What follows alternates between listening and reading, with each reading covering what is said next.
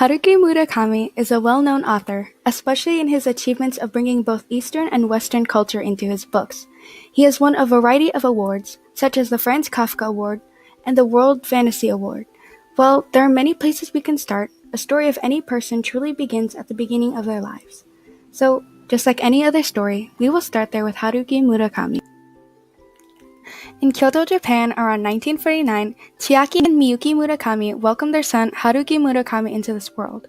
At an early age, young Haruki was exposed to Japanese literature due to his parents' occupations. Both taught Japanese literature right at the end of World War II.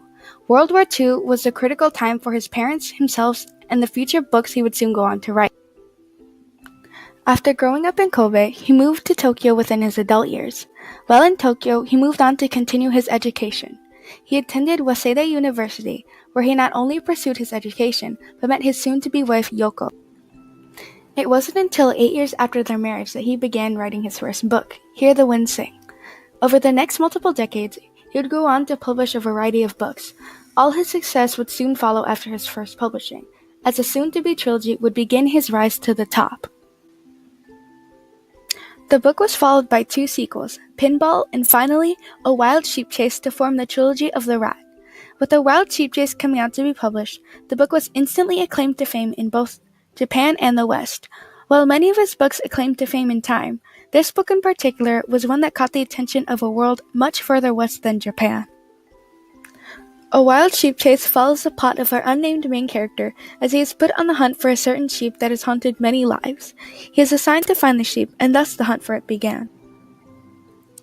Many of his books began culminating into something that was entirely his own.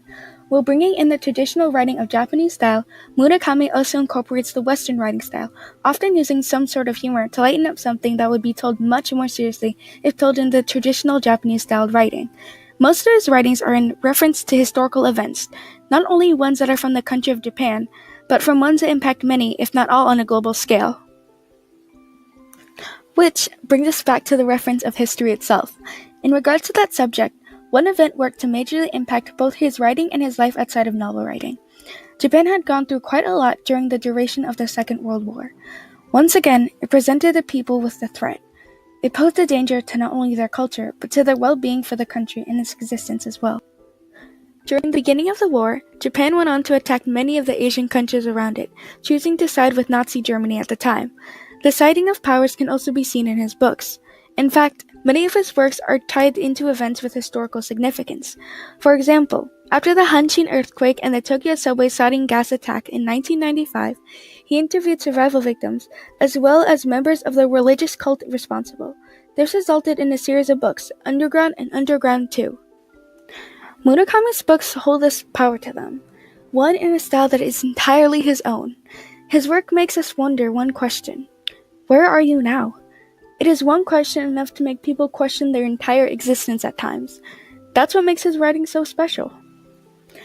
As an article puts it, oftentimes, Murakami includes such fantasy-like settings that challenge your perception, yet somehow you feel like they make sense. When reading the chapters, you will feel odd, but at the same time, you find them very believable, as if you were just waiting for them to happen. In this sense, it almost feels like Murakami is pulling forward an existentialist question. What do you do to find your meaning of existence in an apparently absurd world? Do you accept it as it is, or do you try your best to figure out why that is the case? It is a very different way of thinking, one that we do not see in an everyday setting. It is strange and out of the ordinary in every single way, but somehow it makes sense. As strange as it is, everything falls into place, and the once confusing world of his books begin to take shape. This account is like so many others reading and admiring his work. Murakami is not afraid to shed light on situations that have been left in the dark. Some of Japan's worst moments can be captured and seen in his works. People become aware of the world and aware of themselves through the complex writing styles that readers are faced with understanding. He serves as a voice that people do not hear. In his own words, between a high, solid wall and an egg that breaks against it, I will always stand on the side of the egg. Yes, no matter how right the wall may be and how wrong the egg, I will stand with the egg.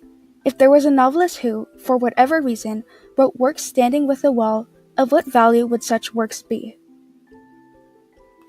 He doesn't think like any other author out there.